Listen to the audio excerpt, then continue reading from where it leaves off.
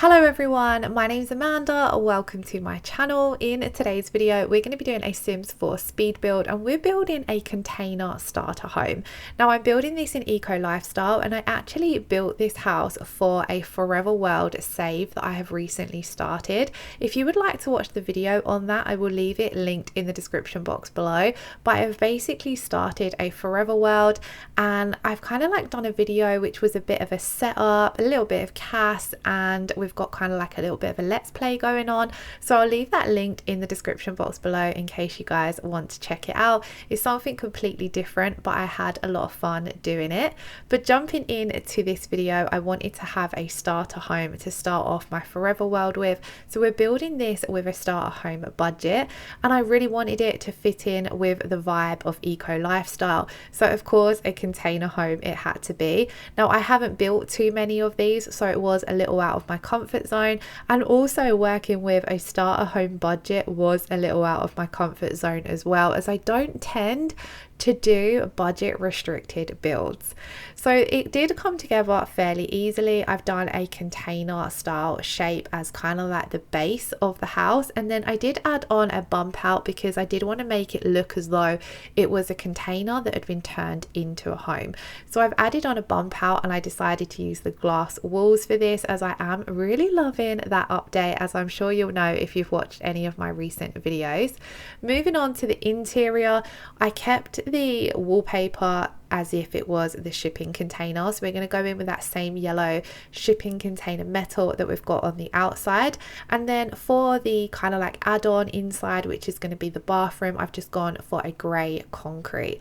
Now I wanted the whole vibe for this build to look very put together. I wanted stuff to look secondhand, maybe it had been found or made with raw materials that have been found around the world, if that makes sense. So we're going in with kind of lots of palette style woods and things like that.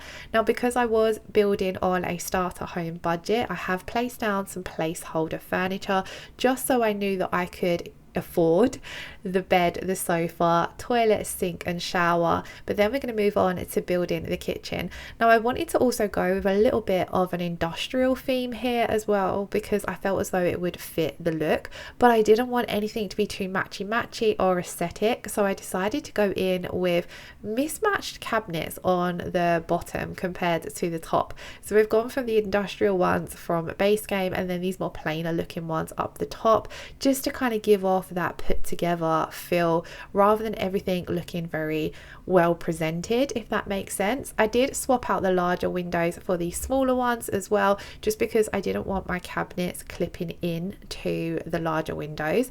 I was going to place down this kind of mold on the wall, but I felt as though that didn't really fit with the look that I was going for, so I got rid of that and placed down this wall decal, and I really loved how this turned out because it kind of looks as though it's been spray painted or stenciled onto the wall, which looks more realistic for this build than going out and purchasing a canvas, for example. I've got majority of the kitchen down. I've kind of put down all the essentials, and then we're going to move on into the living room, but we do jump back to the kitchen and then jump back to the living room as the build goes on, because once I got down all of my necessities and I kind of knew what budget I had left, I then come back in and added some clutter and some decorative bits here and there. But I decided to keep with this sofa that I'd popped down as a placeholder. I do believe this is from the Eco Lifestyle expansion pack as well, but it really fitted with that look. It kind of looks makeshift, like it's been handmade. I thought this locker bookcase looks perfect as well, because I kind of imagined that maybe there was an office nearby that closed down and they were getting rid of a load of furniture, and this was one of those pieces of items. Little things like that was going on in my mind when I was picking out furniture for this build, which was a little different for me because a lot of the time I'll tend to build modern aesthetic style houses or cutesy cottages, so it was really fun to pick out some items that I might not necessarily use in the game. Once I had placed down a lot of my essentials, I did start thinking about what activities and hobbies I could place down in this build, and I wanted there to be something that could also make me money. So I thought the artist easel would be perfect, because the sim I have in mind for this build in my forever world. She's quite a maker, crafty kind of person, so I decided to go with the artist easel here, and then I'm just going to place down the paint on the floor because I love the realism that this adds, as well as, I don't know if I end up still placing those pictures down, but I was going to place down those pictures as they kind of look like pictures that have been painted already, but I think I decided to save my money for other items. I did still want to add some clutter, even though we're keeping on a budget, which was a little difficult because usually I don't think about budget and I go in with as much clutter and decoration as I like, but I did really have to be careful here. So on the bedside table, I do still place down a few clutter items. I do actually end up off camera sizing this table back up because I'd sized it down, but it just was being so glitchy when it comes to play testing. I decided to just size it back up anyway. Now I didn't want to completely section off the bedroom area. I wanted this to be a very open container because I didn't feel as though it'd be too realistic building walls in a container, but I did still want to have the walls there for the bathroom. So I used this wall divider here just to separate the bedroom a little bit, and then I thought this made the perfect little nook for placing down a desk and a laptop. Now the laptop did feel like quite a splurge item for a starter home, but I felt as though it was just a necessity for the sim I've got in mind. As I mentioned, I'm going to be starting a forever world, and I wanted to make sure that there was enough gameplay items for me to get started with that sim, so having a laptop was something that was quite important.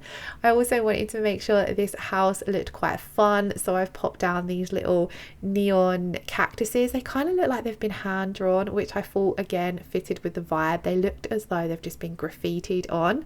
We're going to fix up that bathroom. I did stick with the placeholder sink because it has that very industrial makeshift feel to it. The same goes for this shower as well, but I did come in and add on a glass wall divider as I'm really loving this. I'm loving that you can use the glass walls to kind of create custom showers. I've done it in so many of my builds since we've got that glass wall update. Now it is only a fairly small bathroom. I do think this still, like this house, although I've not got it currently set to a tiny house, I do think it still comes under the tiny home category because I think I only used 97 out of 100 tiles. That was something that I changed again off camera after building when I kind of went into play testing. So that's great if you are wanting to play with the tiny living perks that you get. So we're coming in and just adding on a little bit of clutter. I loved how these baskets looked because they look so random and maybe as though they were used for something else and you've repurposed them by sticking them on the walls as shelving. So they were a great spot to place down some clutter.